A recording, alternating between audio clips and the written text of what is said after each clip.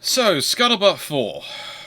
Well, I couldn't not do these, and I'm gonna say something. There's something important. One, pneumonia, all the cool people catch it. Thank you for everyone for your kind words and the continuing support. I'm sorry I'm not doing lives. I know how they are liked by people, but yeah. Actually, I was told not to get off the Iron Brew. They did one of the interesting things is they did a whole study of me. And Iron Brew is a soft drink, for those who don't know. In the UK, Iron Brew is a soft drink. It's a Scottish equivalent of cola. They looked at my diet, and they basically said, that's your only thing. Yeah. It does have enough caffeine to stain my teeth and all sorts of things in it, but that is my only thing. And believe it or not, there is a belief that it's all I drink in my office. But it tends to be what you see the most of, not all I drink in my office. Because if I reach down into my fridge, I also have these Volvic Touch of Fruits. Sugar-free water, taste with a bit of taste in it. And the reason I have that is I find that lasts in the fridge longer than if I try and put other stuff in there. So yes, I do have more than just Iron Brew, and you just usually see Iron Brew when I'm recording, because I find that better for my voice when I'm talking. But thank you very much, everyone, for all your support. Thank you for all your kindness. And let's get into the rest of the Scuttlebutt.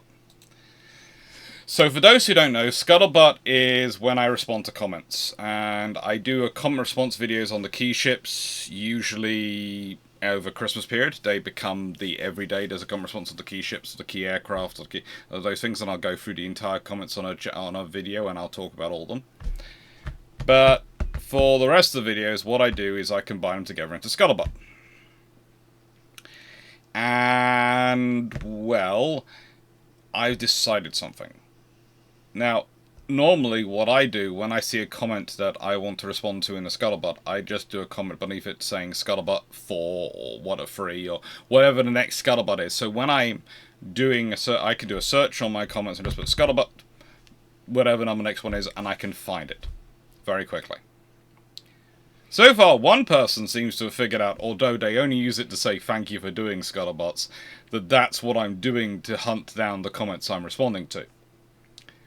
So I will say this to everyone: if you want to, if you would like me to consider talking about your comment in a Scuttlebutt, quite happily put Scuttlebutt and the number for the next one in there. I usually record these about the first week of the month, and they usually go out on the second Tuesday of the month, I think. Second Wednesday of the month. This will go out on... Sorry. That's better. This will go out on the... I think it's the first Wednesday of the month, but, you know. So, basically, up until about a couple of days beforehand, feel free to stick the number in, and I'll get to it.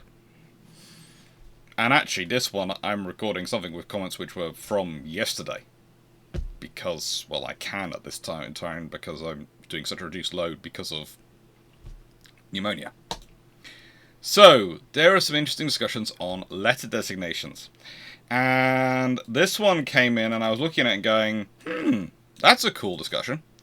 And it was from Claymore 5. And it was, I hate to be picky, but TSR stands for Tactical Strike Reconnaissance. No mention of spotter, hence TSR2 2 decades later. Now, I have to say I giggled at this, but it wasn't at Claymore. It wasn't. It's because of the fact the armed forces use the same letters over and over again, but they change what they mean. And so this is not the first time I've heard it. It's actually the first time someone's commented on this channel about it. And so... hats off to Claymore. This is not picking or anything, it's just you're the first one to do it on this channel, so you're the first time I've had the chance to give it as an example. In the 1930s Royal Navy, as I responded, the Torpedo Spotter Reconnaissance. TSR is an RAF project with a different phraseology. It's fun in this period they can't even agree on what the letters stand for between the services, and you don't even just have to take my word for it.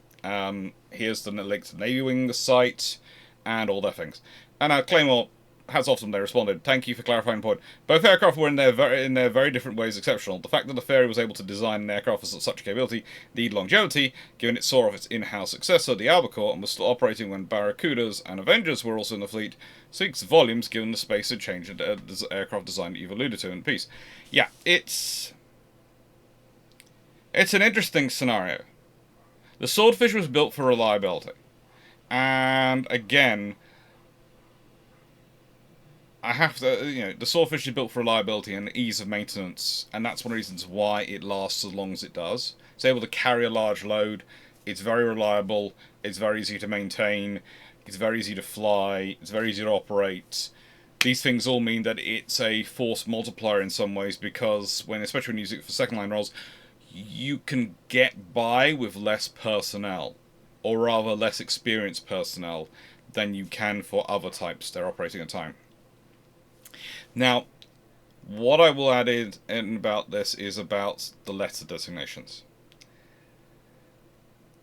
I have worked with people over the years who have been absolutely certain of letter designations, but the example I tend to give is reconnaissance. Now today, we all say reconnaissance. That's the standard phraseology used. If you were in the 1920s, and you were talking about the Royal Navy, they'd be talking about reconnaissance. And especially if you go back further. Why? Because whilst we always take it as a reconnaissance, it's also as I reckon this is there. Reconnaissance was I recognize this is there. And reconnaissance is one of those words which has sort of disappeared, because it wasn't really used in the wider linguistics pool. It hadn't been for a long time. It's one of those words which, when I look for it, you will find it today mainly associated with things to do with the laws and legal processes of recognizing people who come to the court. But it used to be fairly heavy phraseology for the armed forces. So, for a while, that R actually in one service didn't stand for reconnaissance. Now, this is the fun bit of history. By the time you get to the Swordfish, it does mean reconnaissance. It is the reconnaissance.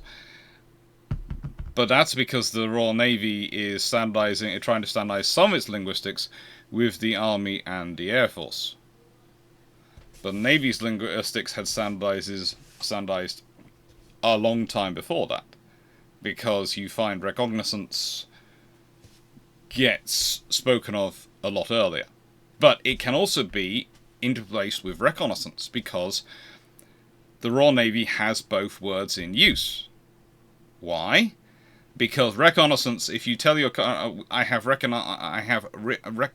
completed a reconnaissance and this is what I believe to be true, versus I have completed a reconnaissance and this is what I know to be true. See the subtle difference? Reconnaissance, reconnaissance. Recognize, reckon. They both come from the old French, and they've both gone through Middle English, and it's a whole fun origins of language. But this is some of the joy when you're doing history. So yeah. And also, I do love, there's currently a cult of modern historians who, when they're doing those sort of stuff and going back to it, they completely erase it because they decide it's too complicated for people to understand. And I just find that silly. I have to admit, most of the colleagues who I work with are definitely on the side of the fence of that's just rude to the people reading of your documents. So, let's talk about reading documents. Trials, Battles, and Darings. Yes, thank you everyone. Shameless book plug. It's about 9 minutes in. What can I say about a shameless book plug? Thank you to everyone who's buying the copies. Thank you to everyone who's supporting the channel. Especially at the moment. Moving house, pneumonia, all sorts of ups and downs. We're getting through things. I'm hoping everything's going to be stabilised soon. I'm hoping we're going to be able to get back to the gym soon. I'm also thinking of, and this is something which I'm going to put in here, but it's a question for you all, of arranging my office when I'm at a new place, new house, so I can do my recorded videos standing up. I think that's going to be better for my health, but I also think that might be better in terms of my ability to display it properly and present it properly. The lives will definitely still be sat down because I can be more comfortable and I can just sit there and just comfortably sit. But the recorded videos might well be presented standing up. And as such, I wanted to ask for any suggestions on how you think I should do it. Do you think I should go with the projector route? Do you think I should go with a large smart screen approach? What do you think I should do? I'd love to hear your suggestions. So, aircraft development was the next one.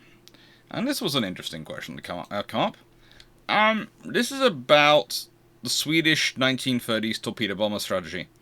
And basically, it was a question as to where do they come from. Now, one of the interesting points I got into this discussion with was the amount of people who were certain that the Swedes didn't do any aircraft themselves, and they actually did.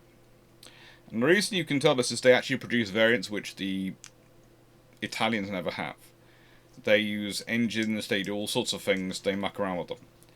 Now, they do order quite a large number of the aircraft I was specifically talking about at that point from the Italians. They do. But the fact is, the Swedes are very good. Honestly, the people who are often seeming most humble about the Swedish capabilities are the Swedes themselves. They are far more capable in terms of building their own aircraft and maintaining their own aircraft than many others. Yes, they buy in a lot of designs. One of the more interesting things is their approach to buying airframe designs from one nation and engines from another nation. They seem to like to really do that, a mix and match. But they also seem to be hunting for reliability as far as engines go. There seems to be a love of certain British manufacturers coming up quite often.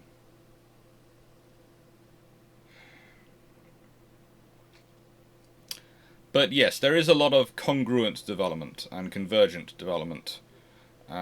Because nations starting from similar positions, nations with similar requirements, tend to produce aircraft which are similar. This is one of the reasons why you have people going, look at this photo, they obviously copied. And you go, well, actually look beneath the photograph of the outer skin, and you'll find the airframe design is completely different. The wiring design is completely different. The cockpit layout is completely different. So all you're saying, your base of a copy is, they have similar shaping on the outside. Yes, and it must have copied. No, they didn't. They really didn't. It's like when we're talking about battleships versus battlecruisers, and some people go, it's so hard to tell the difference. They have the same thickness of armor. No, it really isn't. Armor coverage and its density of the hull in terms of subdivision. It's real easy. Once you start putting it down to those two things, you can work out a difference between between that spectrum very quickly. It really becomes a very easy spectrum of the capital ship spectrum to work out once you divide it down to two things: armor coverage, hull density, as in how subdivided that hull is. The more it's cruiser form subdivision, the more likely it is to be a battlecruiser.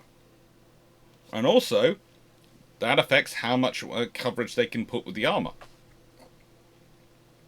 This is why when some people try and put towards me the debate of, well, Hood might have been a fast battleship, I tend to look at them as if they're insane and go, no, she's a battle cruiser. Actually, she's technically a battle cruiser, 2 words, because that's what originally she was being designed as. But she's modified after the Jutland to be as close to a battle cruiser 1 word as they can get her. But let's be honest, the far better example of that is HMS Tiger. There is a reason why she displaces more and is far more of a solid object than Renown and Repulse. And in fact, if Hood had been a scaled up tiger, then there's a far more scarier world for anyone to inhabit in. Because then she would have been, if she had been a scaled up tiger in her design, and then they decided they were going to improve her armor profile, they would have got something close to a fast battleship. Because Tiger is a battle cruiser, one word. Pure and simple. She is designed to just go out there and destroy other battle cruisers. Which leads us into this one. Battle cruiser or battle cruiser. Now, this was from a really old short. And when I say it's a really old short, it's A Question of Naval History, Part 9. And someone writes, who cares? Google says both are fine. Well, you can take that perspective.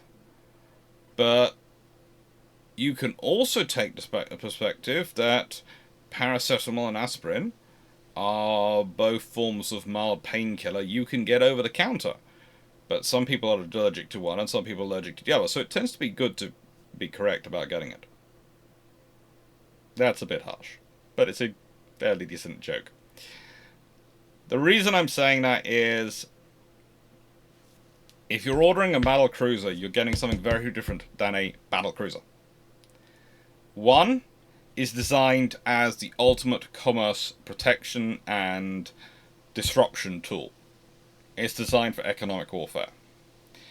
The other one's designed with heavy scouting, you can argue, in mind, and also taking out battle cruisers. And to an extent, it's getting far closer to that fast battle. It's getting far closer to that line at which they suddenly become second line vessels for the battle line. I'd argue battle cruiser is a far better option. I would argue myself that if for that, from that perspective. But the thing is, economic warfare, global economic warfare, is something Britain especially needed to partake in. And that was the Empire, which is why it built them. Which is why they made sense of Britain. But the number of nations they make sense for, as a concept, is very low. There's the reason the Japanese go battle cruisers. The Congos are like Tiger. They are battle cruisers, one word.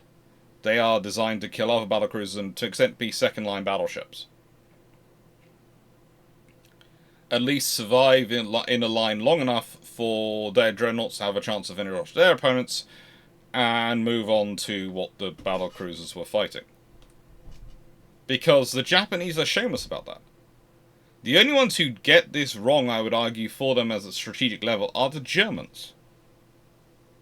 For whom these vessels don't make sense because realistically you'd have been better off spending that money on enhancing the battle fleet and making it all fast.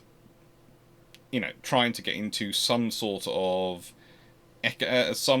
qualitative race with the British, as well as a quantitative race. Because the thing is, leaving the qualitative race to other nations and trying to engage us in a quantitative race with the British was not putting enough pressure on the British for them to have a chance of their risk fleet strategy having diplomatic payoffs. It wasn't going to put enough pressure on the British. It just wasn't. The British have too much infrastructure to begin with, the British have too much commitment to the role, and the Germans have the problem of the army. Battlecruisers for them are we are building a mini Royal Navy. Yeah. Do you have a global empire like the Royal Navy that you have to defend in wartime, and you have to defend the trade of in wartime? No, we're probably going to lose it in 5 minutes, because if we're fighting an empire against a war against anyone on a global stage, it's going to be the British. Okay. So what's the point in battlecruisers then? Their status symbols? Well, when you've got a tightly controlled budget as the Kaiserliche Marine has, that's not sensible. You could also argue the Americans should have had battle cruisers earlier, but honestly, getting them to build anything other than battleships and destroyers is a miracle. So that's more of a fight with Congress than it is a fight with common sense. I did love it the other day. Someone commented that that I am so pro politics on this channel, and I go, really? Have you heard me? Right, there were lots of comments on the escort carriers. There were lots of them on the bogues. And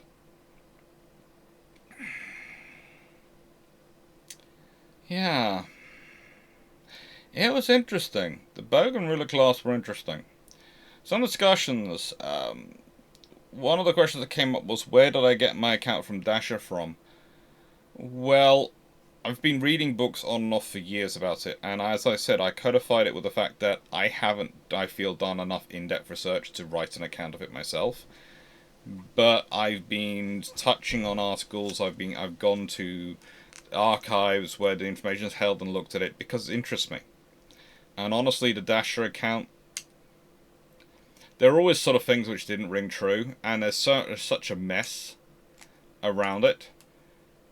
If in doubt, they'll have followed Royal Navy policy, because that's what the Royal Navy does. For you to change Royal Navy policy on this occasion, that would cause far more problems. You want to see, the admirals will understand the need to keep something like this, such a loss like this, quiet.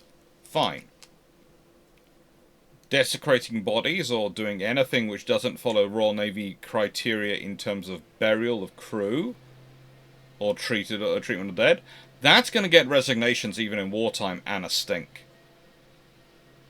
If you've got admirals prepared to resign over the treatment of Somerville, and we're including Cunningham here, but he wasn't the only one, then imagine what admirals would do over the treatment of their sailors who have died.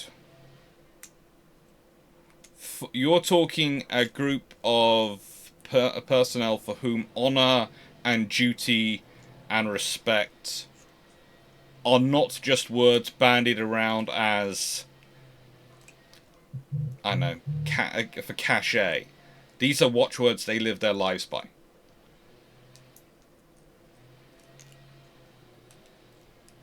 That's not something you really want to get involved in as a government. And especially, you don't want a mass resignation of admirals in wartime.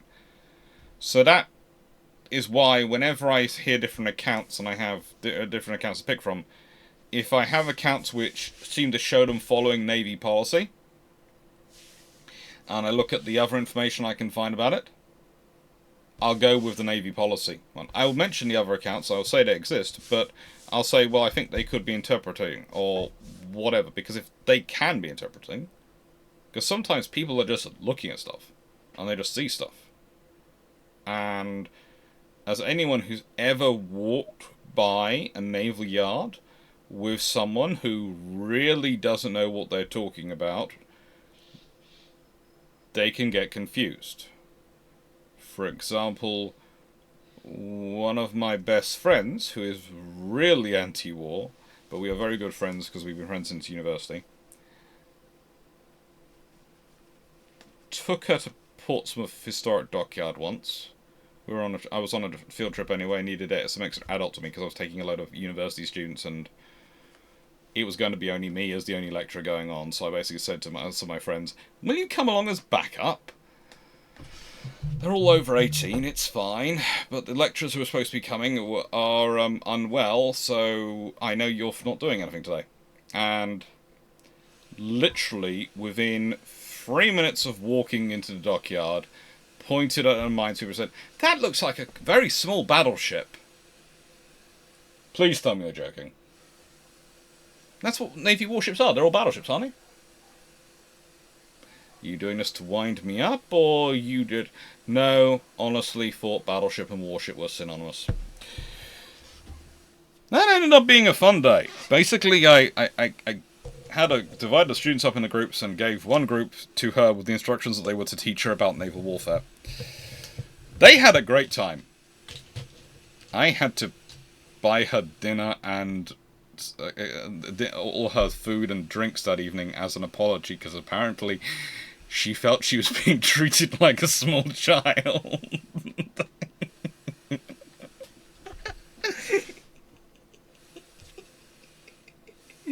Oh, evil, evil of me. Um, so let's see. Yeah, the discussion about the full length flight deck of the bow class was an interesting one because if they had been the full 500 foot, well, let's be honest, it would have been 495 foot. That's nearly 500 foot, and that's at the point at which flight decks start getting a lot easier to operate, and that's the main point about the length from the bow class on its flight deck length, because they didn't have a full length flight deck. But no, it was interesting. The difference of the escort carriers and how they're used. There is an argument to be made over whether or not the kamikazes are a decisive threat, and that if they had better fuel management, they'd have better survived it. But the thing is, a kamikaze, its damage to a ship depends on where it hits. If you have less flammable material in your hangar and on flight deck level, because your fuel's automatically drained away, that's the British system, fuel management system, then the odds are you are going to do better at dealing with such an attack. You've got less likely of going boom. Yes, the British have other advantages because of their paranoia over losing ships that has led them to go down certain routes. Yes, it's therefore unfair to critique the US Navy, really, because they hadn't had a similar experience. This is the thing.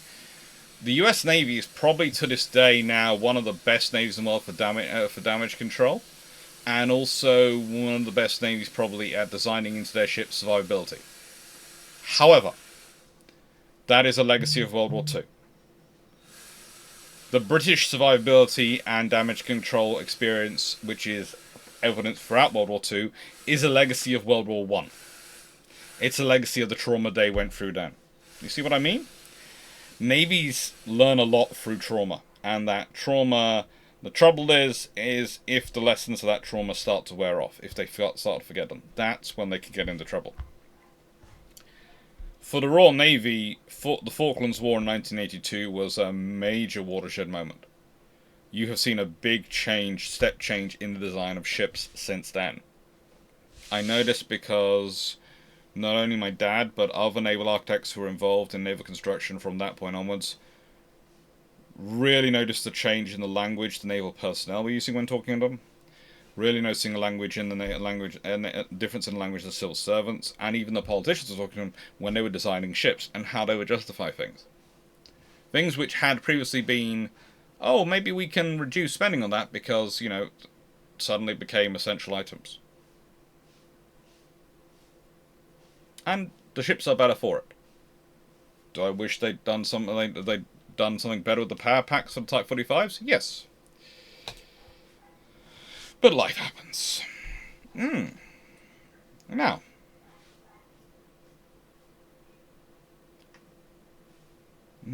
Let's see. What's this one? This was the... yes, the Scandinavian bombing strategy. I think I've already answered this one. Have I repeated this?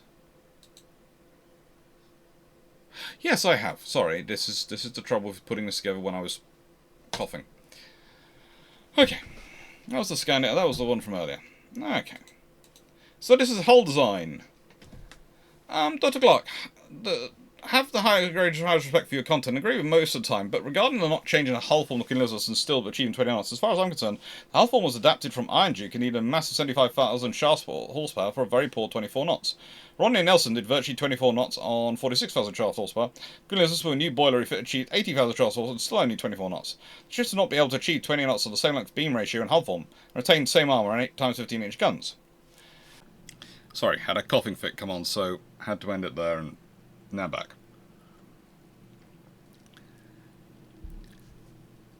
I can see where you're coming from, but there's 3 points you have to consider. One, when we're talking about the older ships, A, the British specifically do not uppower them because they're using that weight save for other things, so they're getting about the same amount of power. And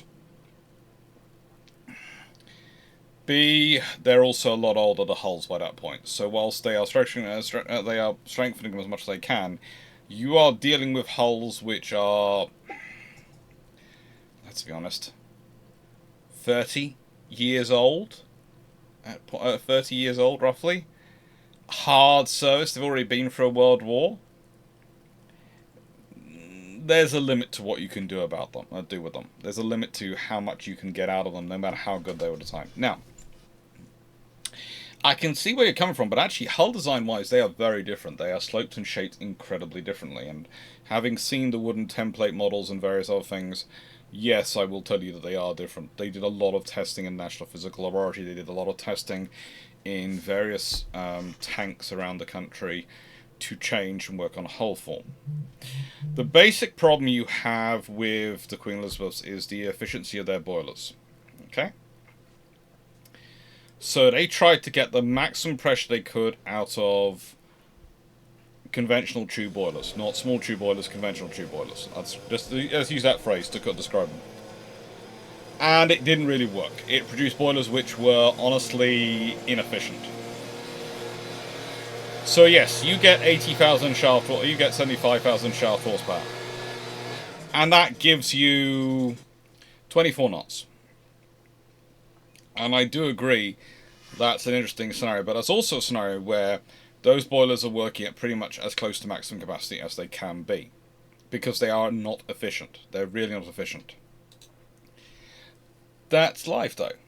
That sometimes you swing and you miss. Now, what I will say is they are the product of the best development they have at a time. And yes, their length to beam ratio, actually it's okay. It's decent. Works out at, well, the length to beam ratio works out at 7.1 because it's 196.2 meters to 27.6 meters beam, which the Iron Duke class is 6.9. Free, we can carry on. The Revenge class is 7 on the pretty much 7.007407407, and that's as far as my Excel spreadsheet goes. I had to go and quickly find it. I knew I had an Excel spreadsheet with all the length to beam ratios on here, somewhere in my store. The Nelson class is 6.69. Technically, it should probably be 6.7. And it's 216.4 meters length to a 32.3 meters beam.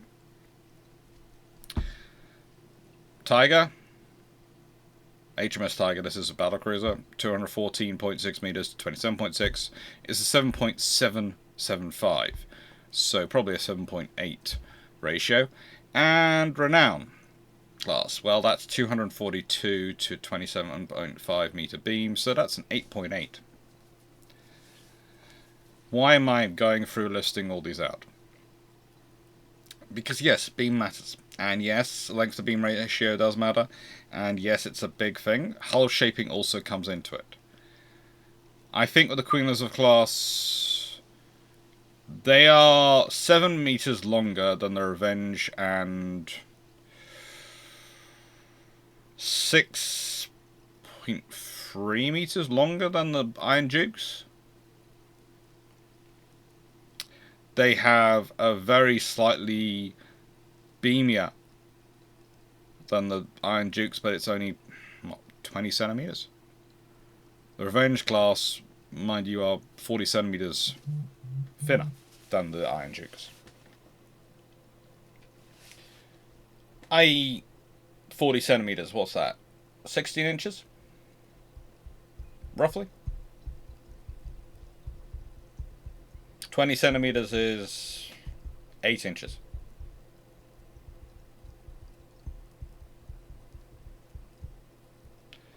We're not talking about a lot being in it.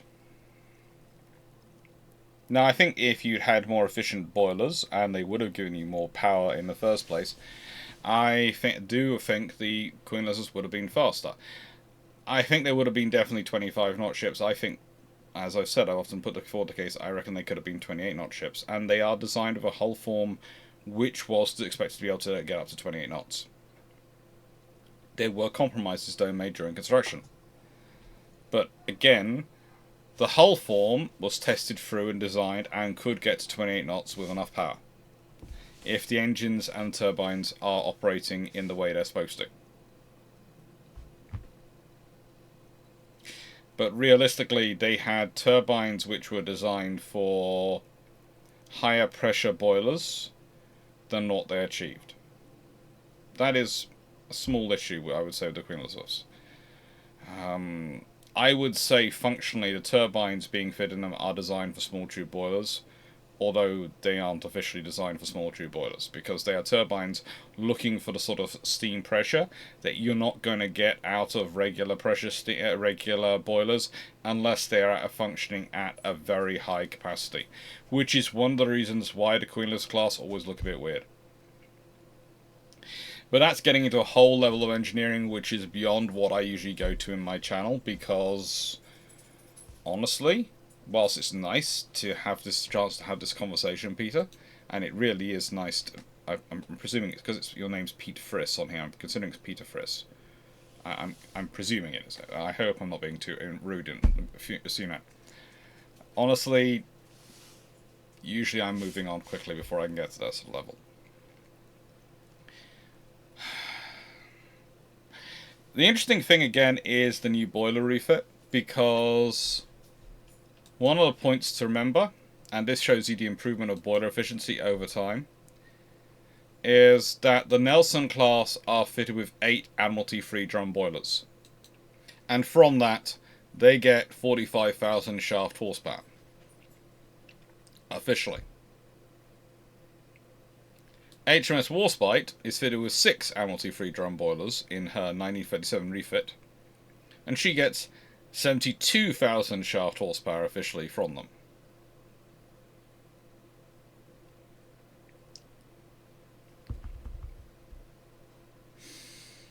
Now, yes, the boilers have got a lot more efficient over time, and they've improved a lot in that time period. So yes, that happens. But Warspite's got 6 boilers driving 4 shafts.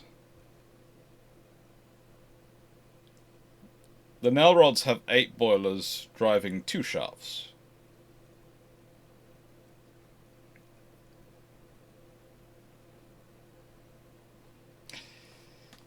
Just going to leave that there and carry on.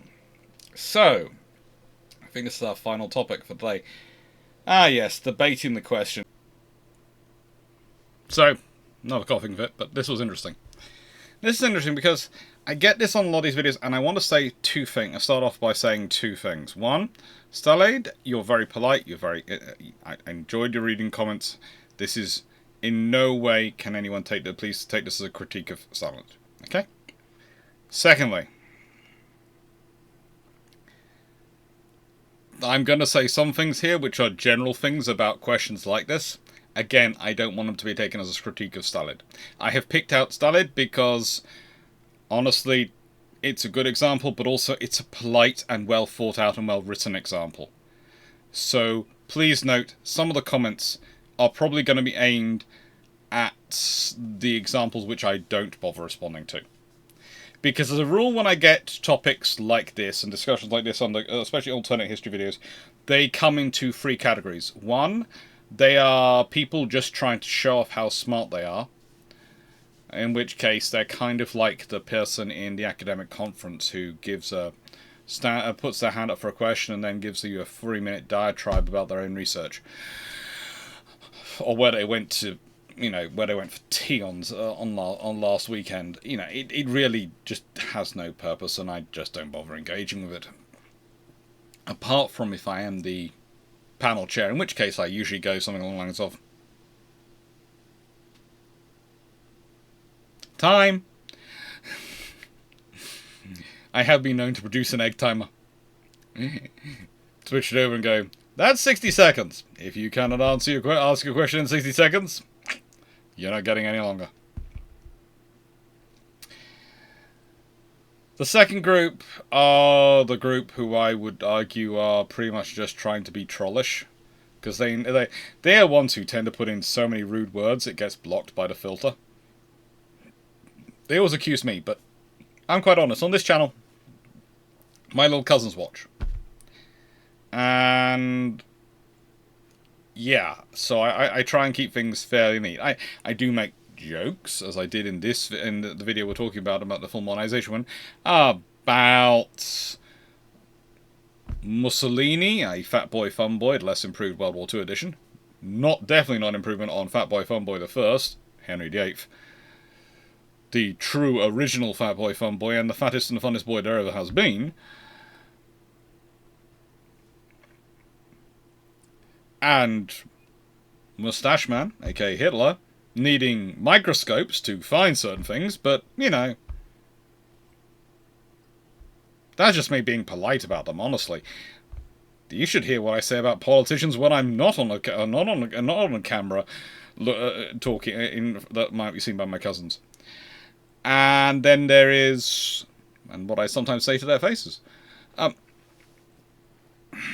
Then there is my comments about the Japanese economic policy and the fact that Goering was in charge of procurement for Germany, so I was basically only sane when he was high as a kite. Yeah. The fact that France and Japan have interesting infrastructure issues, as well as interesting economic issues and political issues. You know, the fact is that for Japan, the moment they killed Takahashi Koryukyu, their economic policy started going downhill, no matter how much work Mitsumasa Yonai put into it. But that was covered in the naval aviation video, the Japanese naval aviation doctrine video. So, what am I talking about? What is this response? Well, basically, Salade wrote a very nice response and very well figured points, basically saying, well, Japan's economy couldn't last 1944 if there wasn't a peace, you know. They don't have enough territory, they don't have an economy, they might not build anything. That's all true. But that's not the question I was asked. So this is the point I was going to make in a further comment response, but I made it. I sort of tried to make it my first response, but it hadn't seemed to sort of answer your question enough. Because my first response was, there are issues either way. Honestly, for all the Axis powers, the real threat is going bankrupt in this timeline. But as the question was posed about navies, and with the pointed remarks about economic issues included, jokes about their various things, I felt I could just cover the likely naval issues development, especially as I was cutting length down dramatically. Yeah. I know, a Scuttlebutt is normally an hour plus video. This is not going to be an hour plus video. Not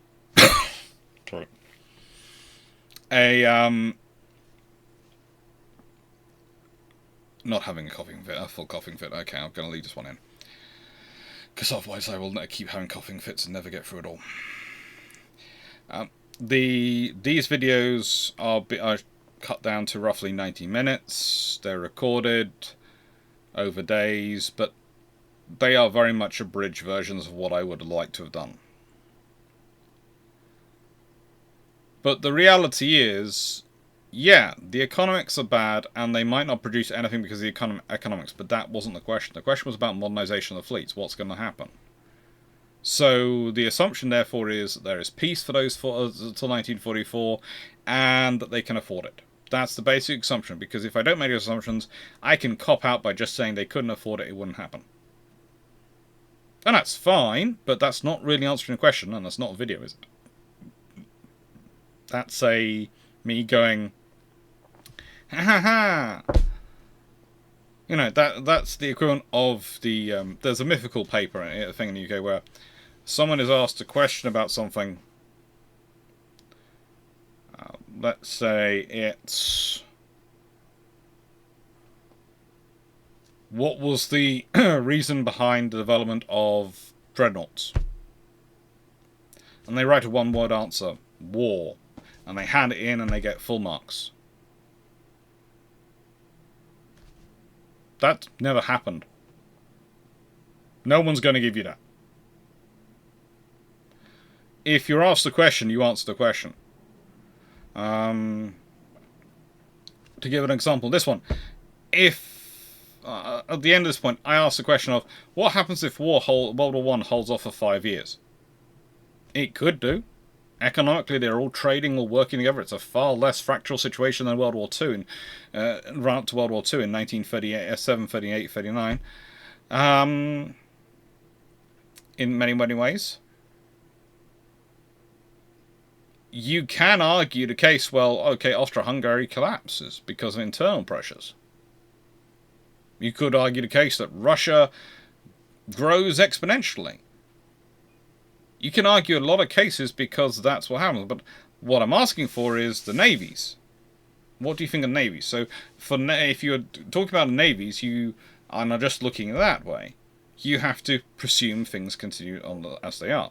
Now, where is this relevant to the modern world? Well, this is usually a war studies question, more of than a history question.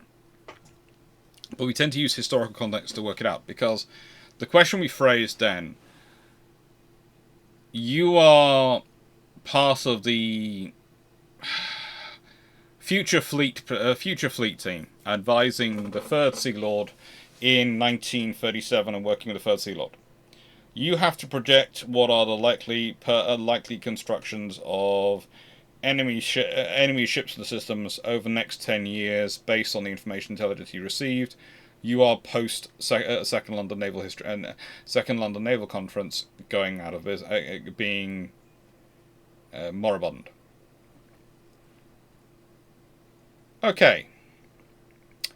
What do you do? What's your advice? Well, under that scenario, can you advise, well, we don't need to worry about these people because they're going to go bankrupt. No, you can't do that. You have to presume they're going to find a way. You don't know what that way is. No one knows what that way is, but you have to presume they find a way. Because you can't base your defense procurement. You can't base what you need. You can't answer this question based on the idea that those go bankrupt. Because that just means you don't have to do anything. And the trouble is, you might be right, they might go bankrupt, but you also might be wrong. They might become an even more vicious dictatorship. They might, who knows, they might win some of their battles with the Soviets. If we're talking about Japan, which is who you were focusing in on, Stalingrad. They might do all sorts of things. Again, we talked about the German economy, and I mentioned the German economy in this one. That one of the arguments some people have for them going to war when they did is because economically they would have gone back and they were in real trouble if they didn't. The thing is, I don't think the leadership understood that. I really don't. Look at the leadership. Find an economist amongst them. Let's be honest. The really interesting thing about the dictators in the 1920s and 30s that are cropping up around the world is that they make Napoleon look like an economist. And Napoleon was one of the least economic savvy political leaders of his entire era. He was a decent general. He was terrible at logistics and had very little understanding of sea power. But honestly, his real, massive Achilles heel is his understanding of economics. And the reality of economics. But the thing is, again, if you're Britain at the time, you can't base your policy going forward and your projections of what they're likely to do on the fact that they could economically collapse because the leader in charge is economically illiterate.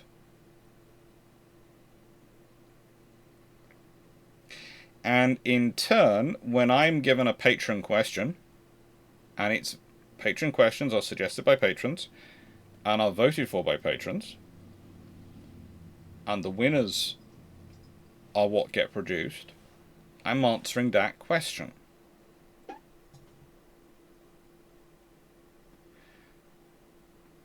I understand you might not agree with the premise of the question. That's fine. And Stalin, again, very nice comment, and this is not an objection to you specifically, I'm saying this. There is no point being rude with me, because you don't say it. You're not rude, son, but this is for other people, okay? So I'm trying, it's not specifically. I'm saying this is not to do with you, you side, but this is to do with others on it. There's no point being rude to me over this.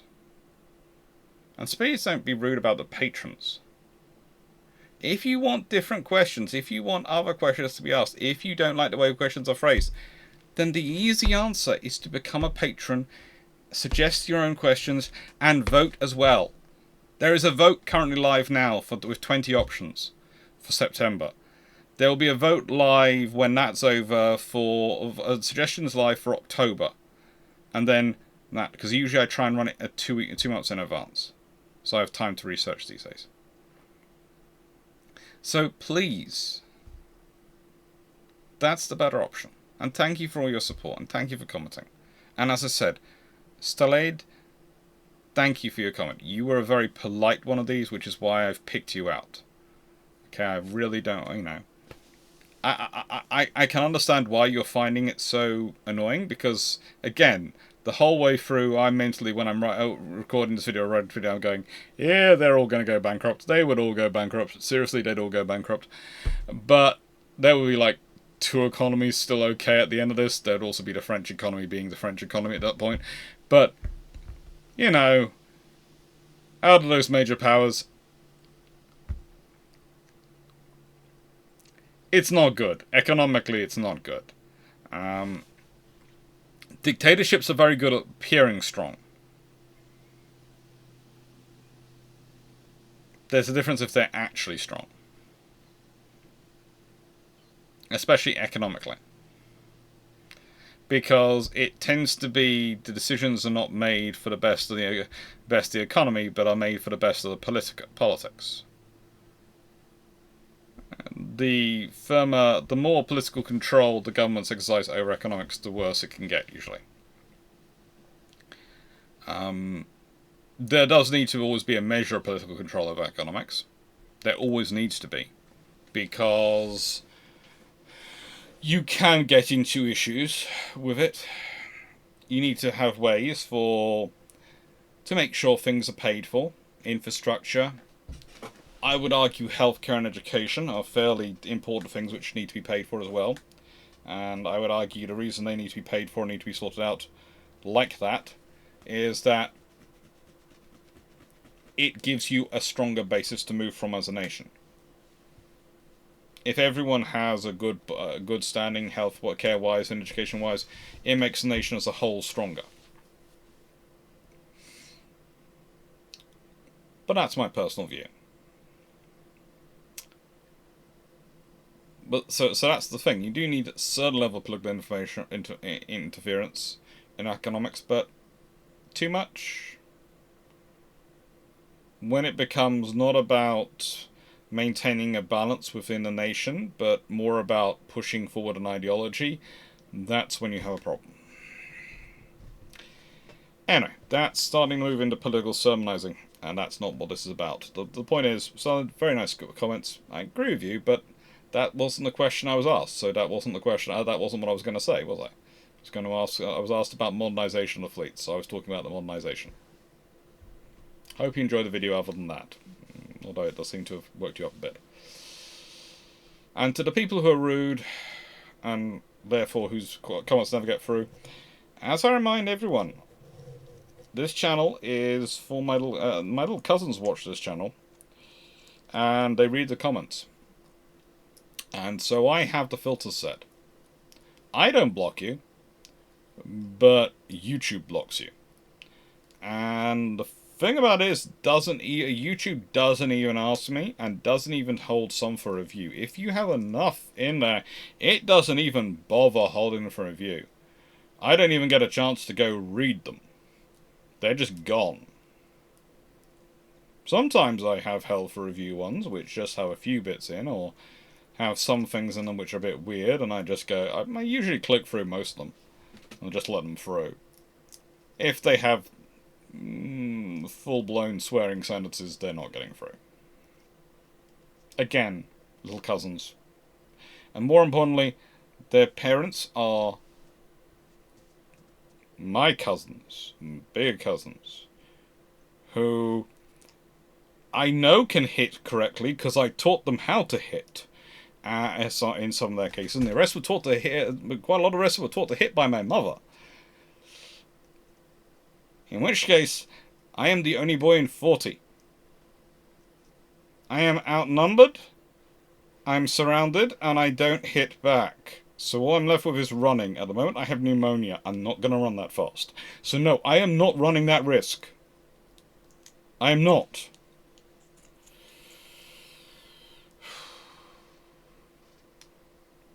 I need a bodyguard. Thank you very much, everyone, for watching. Hope you enjoyed. And what we've got coming up, more experienced carriers. That will be Thursday's video. That'll be Thursday's video. And then there'll be one of the Patreon videos will be Sunday's videos, and then the 13th will be the conception operation conclusion of Melbourne and Bonaventure will be the next week's Thursday video. Hopefully by the time I'm doing next Sunday's video, I have moved in to my new place. Not this Sunday's, but next Sunday's. So a week Sunday. Thank you very much, everyone. Take care, and hope you enjoyed.